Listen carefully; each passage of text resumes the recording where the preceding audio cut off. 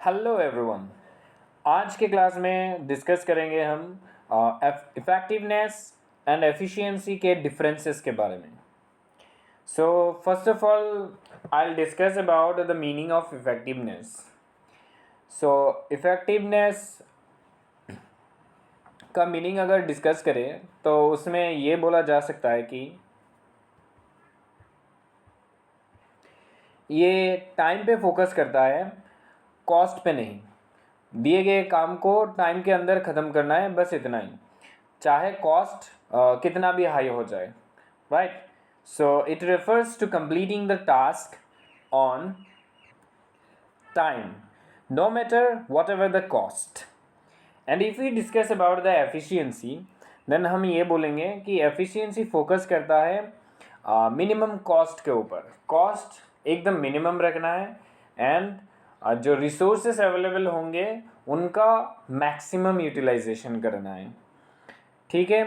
So we can say that it refers to completing the task with minimum cost, optimum utilization of resources and in cost effective manner. Clear? Now next difference जो discuss करेंगे वो based on होगा objective. Objective के point of view से अगर हम discuss करें तो इफ़ेक्टिवनेस में हम बोलेंगे to achieve end results, means इसे बस किसी भी हालत में अपने गोल तक पहुंचना है, वो भी टाइम पे।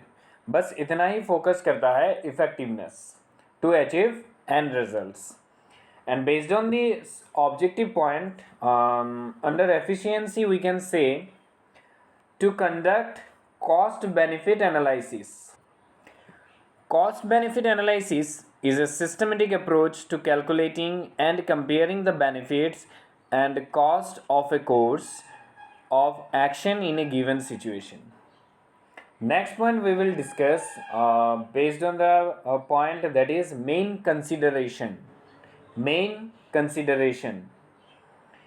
So effectiveness means doing the right task, and under this efficiency we can say that doing the task in right way.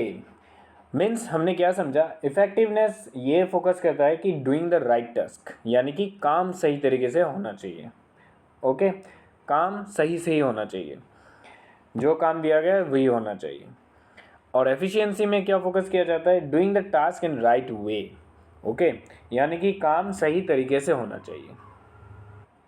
सो काम सही होना और चूज़ किए गए काम को सही तरीके से कंप्लीट करना, दोनों में फ़र्क है, ठीक है।